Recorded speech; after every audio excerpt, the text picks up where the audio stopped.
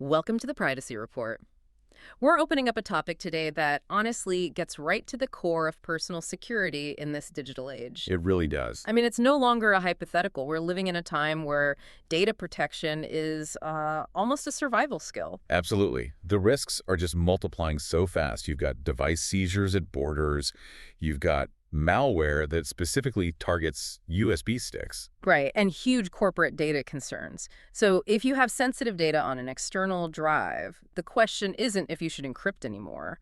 That's settled. The question is how? Exactly. So today, we're really digging into that hardware versus software encryption. The big showdown. It is. And before we dive in, just a quick reminder that you can subscribe to our email newsletter over at theprivacyreport.net. Yeah, and our mission today is pretty straightforward. We want to give you the tools to make an informed choice. We're going to break down the core mechanisms, the real-world trade-offs of each method. So you can figure out what actually works for your own situation, your own threat model. Okay, so let's start at the very beginning. For anyone listening who's curious, what is the fundamental, the mechanical difference between these two approaches? It all comes down to one thing, where the cryptographic work actually happens. Okay. With hardware encryption, the physical drive, let's say it's an external SSD or a thumb drive, it has a dedicated chip inside it, a cryptographic module. Its only job is to do the encryption and decryption. So it's all happening on the device. All on the device. And this is so fundamental because it means the encryption keys themselves are physically isolated. They pretty much never leave that secure element inside the hardware. Which protects them from the computer. Exactly. It shields them from the host operating system, from any software running on it. Right. So, okay, if hardware has its own little isolated brain, then software encryption is, I guess, the total opposite. It's relying completely on my computer's brain. That's a perfect way to put it. You install an application, the gold standard is something like VeriCrypt, and that program uses your computer's main CPU to encrypt the data before it gets written to the drive. So it's entirely dependent on the OS. 100%. And that's both its greatest flexibility and its biggest potential vulnerability. If your OS is compromised, the security of that drive is, immediately in question. Which brings us right to the security showdown.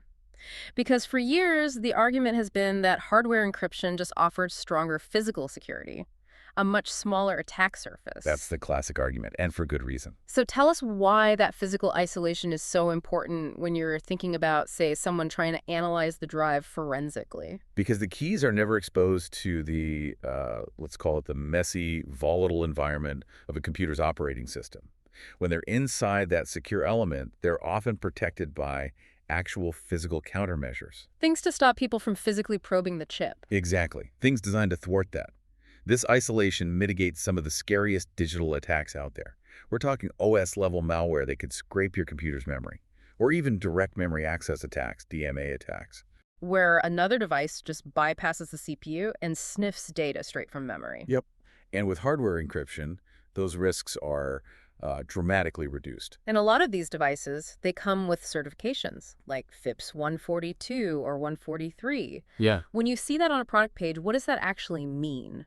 So FIPS certification means the device's crypto module has passed a whole battery of tests from the U.S. government.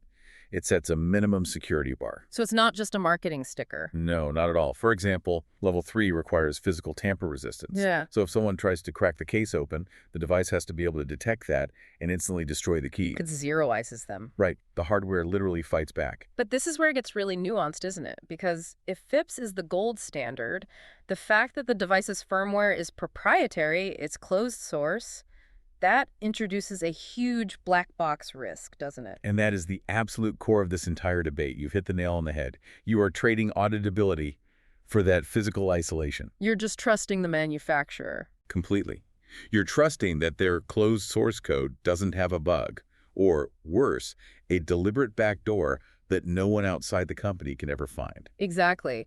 We've seen security reviews where even FIPS-certified hardware has implementation bugs. The certification is a baseline, not a guarantee. Which brings us back to the threat model. Let's think about that device seizure scenario again. For someone facing that specific threat, physical, maybe coercive, a hardware drive with its own PIN pad, like an Apricorn Aegis key, has a clear advantage. Because you're not typing the password into the computer. Right. You enter the PIN directly on the device itself, before it even talks to the OS. Mhm. If the device is powered off, the keys are locked away. There's no NS memory to scrape, no software to attack. So for that high-risk physical threat, it's a huge advantage. But like you said, it's all trade-offs. What if your main priority isn't physical defense? What if it's, say, flexibility? Well, that's where software encryption really shines. Okay, so let's pivot. Where does software have the edge? Software is king when transparency and auditability are your guiding principles. Because it's open source. Exactly. A tool like VeriCrypt, its code is out there for everyone to see. It's under constant community scrutiny. So if your biggest fear is a hidden backdoor from a state actor or the manufacturer, Then open source is the only way to go. it's incredibly appealing. And that flexibility extends to key management, too. Hardware kind of locks you into its design. You can only use a PIN-A, for instance. Right. With software, you have so much more control. You can use a long password, plus a hidden key file you keep somewhere else. You can implement all sorts of multi-factor approaches that hardware just can't easily offer. And I imagine compatibility is better, too. Oh, much broader, generally. If you need to use your files across Windows, Mac, and Linux, some hardware requires specific drivers, which can be a pain. An open-source tool like VeriCrypt often just works everywhere. So if you're just encrypting a cheap, standard USB stick, and your main worry is someone hacking your network, not stealing the drive itself, software's probably the way to go. It's often the ideal solution. You choose the tool that defends against the threat you're actually worried about. Okay. So whether you've chosen the expensive hardware lockbox or the flexible software container, the setup is critical. If you mess that up, none of this matters. This is where most people fail. You have to slow down and do the preparation right. We've sort of boiled it down to 7 essential steps. Okay, let's walk through them. Step 1. Step 1, generate a strong, unique passphrase. And this is critical. You have to do it using a trusted offline generator. Not just typing it into a website. Absolutely not. If you generate it on a machine connected to the internet, you're risking keyloggers, memory scrapers. It could be compromised before you even use it. Offline is non-negotiable. Makes total sense. Start clean. What's step 2? Step 2 is update everything. Make sure your OS and your encryption software are running the absolute latest versions. Get all those security patches in before you start. And step 3? Step 3, perform a full format of the drive. Not a quick format, a full one. This gives you a truly clean slate, gets rid of any old data or weird partitions. Okay, so clean slate, strong key. Now we're actually setting it up. Steps 4 and 5. Step 4 is simple. You create the encrypted volume. Step 5 is where you have to pay attention to the settings. Don't just click Next.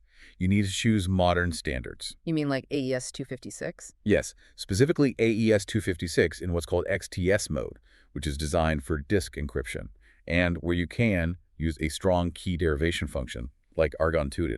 Argon-2, that sounds heavy. Why is that important? It's considered state-of-the-art because it's memory hard. It requires a lot of memory and time to compute, which makes it incredibly resistant to password cracking attacks using specialized hardware like GPUs. It slows the attackers way, way down. Got it. So that's 5 steps. What's 6? Step 6 is the one everyone misses. Test it. Test unlocking the drive on a second computer before you put any real data on it. To make sure it actually works everywhere. Yes. You do not want to find out you have a compatibility issue when you're desperate to get your data. And the final step, 7. Store your recovery keys or your volume header backup somewhere safe, offline, and in a completely separate physical location from the drive itself. Wow. That 7-step process really shows there's a lot more to it than just picking a password. Security is work. So let's just quickly summarize the core trade-offs. Speed. Hardware is generally faster. It's got that dedicated chip. Yeah. Software speed depends on your computer CPU. Cost. Big difference. Software is usually free, like VeriCrypt. Good hardware can be very expensive. And the big one, auditability. Hardware is low. It's a closed proprietary box. Software, especially open source, is high. Anyone can check the code. So low cost and transparency points you to software. Absolute physical isolation and tamper resistance points you to hardware, like an Apricorn Aegis or a Kingston Iron Key. Right. And you don't always have to choose just one. You can get into advanced strategies like a layered defense. You can actually put a software-encrypted VeriCrypt container inside a hardware-encrypted drive. Oh, wow. So a double layer. Exactly. If an attacker somehow breaks the hardware layer, they're hit with a second, totally separate software barrier. That raises a really interesting question I hear all the time now. Is a super secure local drive like that actually safer than just using a cloud backup service? That is the ultimate nuanced question. And the frustrating answer is, it totally depends on your threat model. There's no single safer option. It's all about what risk you're trying to avoid. Precisely. If you use a local drive, your biggest risk is physical loss, fire, theft, damage.